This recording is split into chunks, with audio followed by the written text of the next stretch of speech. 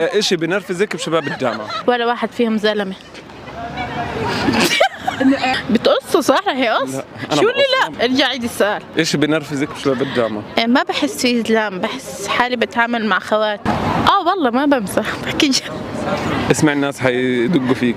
عادي، بعد اللي شفته هذا اللي طلع معي شو اعمل؟